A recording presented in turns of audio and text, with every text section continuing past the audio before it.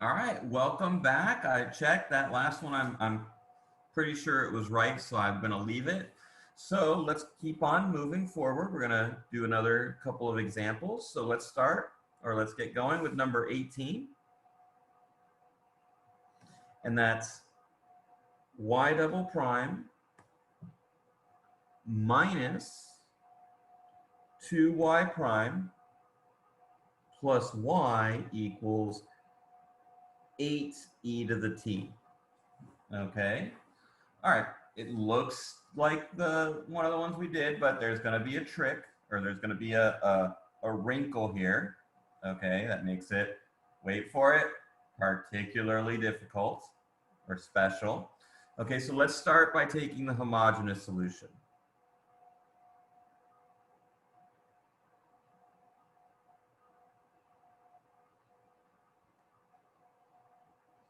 Okay, so our homogeneous part, r squared minus 2r plus 1 equals 0. R minus 1 squared equals 0. So that's a double root at 1. So our y0 of t is c1 e to the t plus c2 t e to the t. Now, here's our problem. Oh, snap. Our forcing part has the has is a linear combination of those, right? Our forcing part is, related to our regular solution. So we have a double root,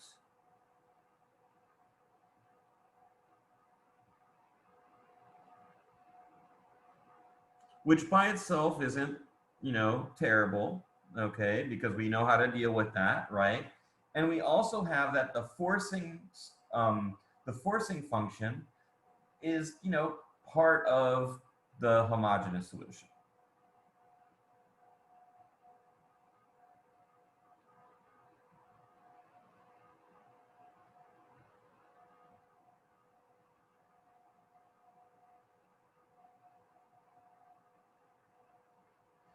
Okay, or related to it in some way. So we look at our form of the solution. So we look at page 178 and we say, oh, okay, there is a thing to do. There's like a part 3 where double roots. So we're going to have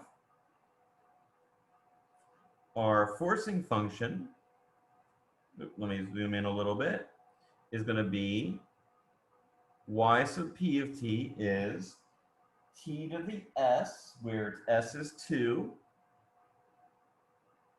times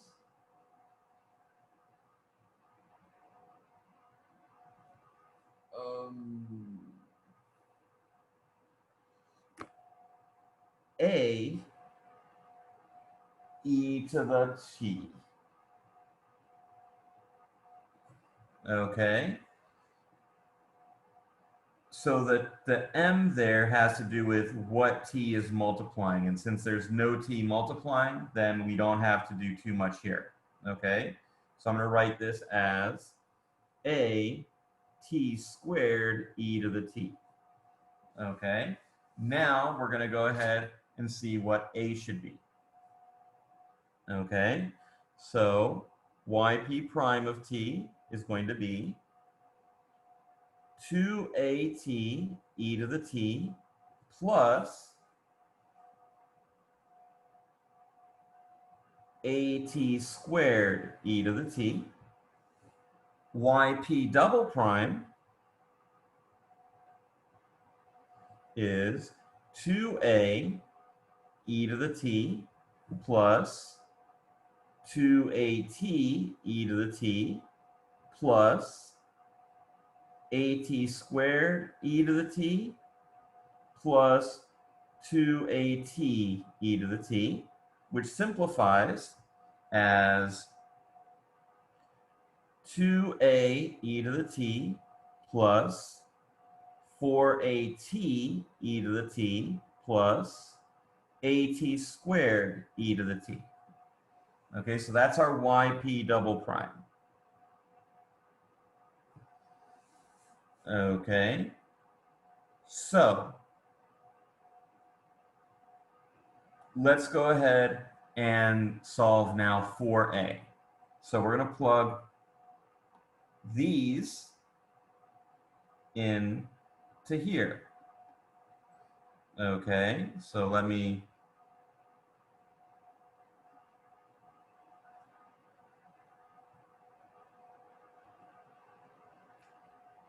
oops.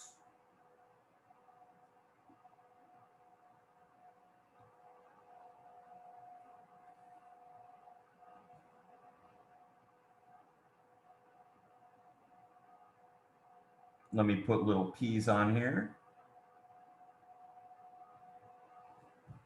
Okay, so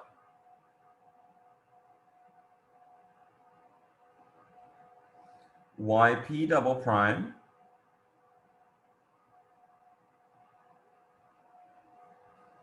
minus 2 times yp prime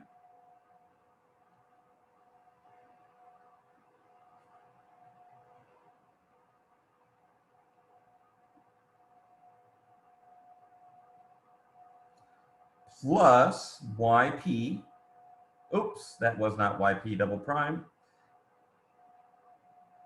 You guys got to help me when I make a mistake like that.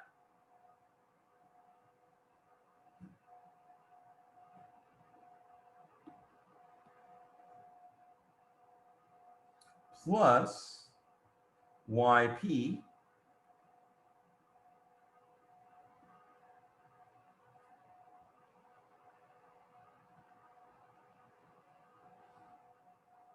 equals 8 e to the t.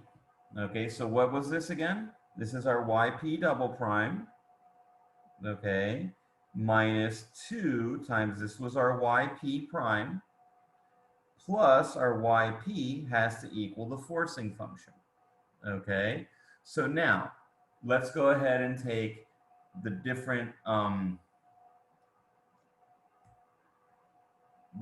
coefficients. So we have t squared e to the t. T squared e to the t, that's going to give us a minus 4a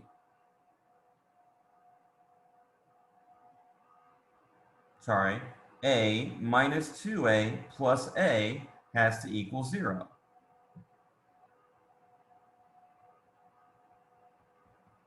Well, that's always true, right? It doesn't matter what a is. Let's take a look at the t's. The t e to the t. The t e to the t is going to give us 4a minus 4a equals 0. Again, trivially solved. Should work. If it doesn't, then we're going to be in a world of hurt. Okay? Now the e to the t. The e to the t, that's going to have, we're going to have 2a from here. We're going to have plus a here, right? Let me just make sure something's feeling fishy. Oh, crap. Nope, I was right.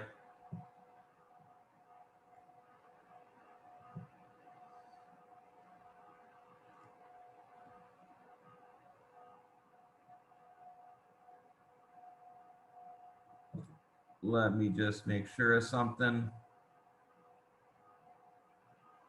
I always make mistakes in my notes, which I'm finding out. Nope, no, I was right. I was right. Okay. The only place where I have e to the t is here. Sorry about that.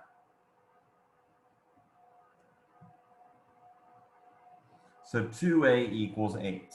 So a equals 4.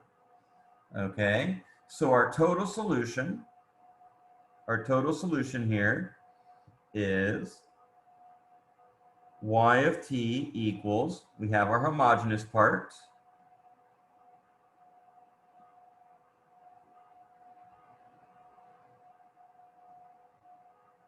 okay, plus 4 t squared e to the t. Okay, all right, I'll see you guys in the next video.